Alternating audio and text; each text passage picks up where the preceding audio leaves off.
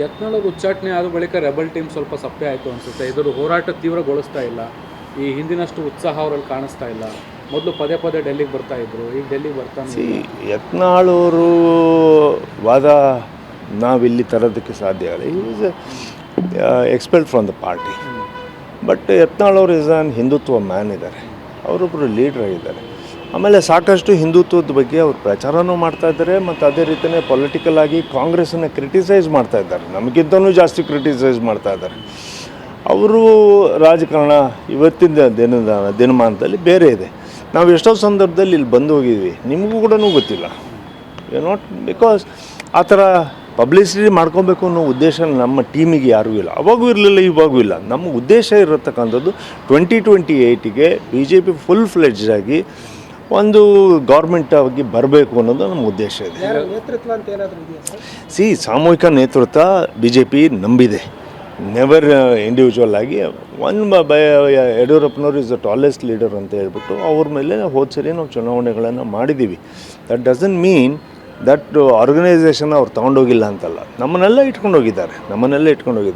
ನಾವು ಯಡಿಯೂರಪ್ಪನವರು ಒಂದು ಸ್ಟೇಜಲ್ಲಿದ್ದಾರೆ, ಅವರ ಹೆಸರನ್ನು ಅಥವಾ ಸದಾನಂದ ಗೌಡರಿರ್ಬೋದು, ಅನೇಕ ನಾಯಕರುಗಳಿದ್ದಾರೆ. ಹಾಗಾಗಿ ಎಲ್ಲರನ್ನೂ ಜೊತೆಗೆ ತೊಗೊಂಡು ಹೋಗ್ತಕ್ಕಂಥ ಕೆಲಸ ಆಗಬೇಕು. ಯತ್ನಾಳ್ ಉಚ್ಚಾಟನೆ ಆದ ಬಳಿಕ ರೆಬಲ್ ಟೀಮ್ ಸ್ವಲ್ಪ ಸಪ್ಪೆ ಆಯಿತು ಅನಿಸುತ್ತೆ. ಇದರ ಹೋರಾಟ ತೀವ್ರಗೊಳಿಸ್ತಾ ಇಲ್ಲ. ಈ ಹಿಂದಿನಷ್ಟು ಉತ್ಸಾಹ ಅವರಲ್ಲಿ ಕಾಣಿಸ್ತಾ ಇಲ್ಲ. ಮೊದಲು ಪದೇ ಪದೇ ಡೆಲ್ಲಿಗೆ ಬರ್ತಾ ಇದ್ರು, ಈಗ ಡೆಲ್ಲಿಗೆ ಬರ್ತಾನೆ. ಯತ್ನಾಳ್ ಅವರು ವಾದ ನಾವಿಲ್ಲಿ ತರೋದಕ್ಕೆ ಸಾಧ್ಯ ಆಗಲ್ಲ. Is expelled from the party. But Yatnal ಅವರು ಇಸ್ ಆನ್ ಹಿಂದುತ್ವ ಮ್ಯಾನ್ ಇದ್ದಾರೆ, ಅವರೊಬ್ಬರು ಲೀಡ್ರ್ ಆಗಿದ್ದಾರೆ.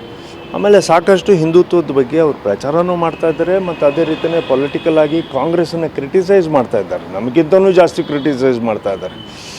ಅವರು ರಾಜಕಾರಣ ಇವತ್ತಿನ ದಿನಮಾನದಲ್ಲಿ ಬೇರೆ ಇದೆ. ನಾವು ಎಷ್ಟೋ ಸಂದರ್ಭದಲ್ಲಿ ಇಲ್ಲಿ ಬಂದು ಹೋಗಿದ್ವಿ, ನಿಮಗೂ ಕೂಡ ಗೊತ್ತಿಲ್ಲ. ನಾಟ್ ಬಿಕಾಸ್ ಆ ಥರ ಪಬ್ಲಿಸಿಟಿ ಮಾಡ್ಕೊಬೇಕು ಅನ್ನೋ ಉದ್ದೇಶ ನಮ್ಮ ಟೀಮಿಗೆ ಯಾರೂ ಇಲ್ಲ, ಅವಾಗೂ ಇರಲಿಲ್ಲ, ಇವಾಗೂ ಇಲ್ಲ. ನಮ್ಮ ಉದ್ದೇಶ ಇರತಕ್ಕಂಥದ್ದು 2028ಗೆ BJP ಫುಲ್ ಫ್ಲೆಡ್ಜ್ ಆಗಿ ಒಂದು ಗೌರ್ಮೆಂಟ್ ಆಗಿ ಬರಬೇಕು ಅನ್ನೋದು ನಮ್ಮ ಉದ್ದೇಶ ಇದೆ.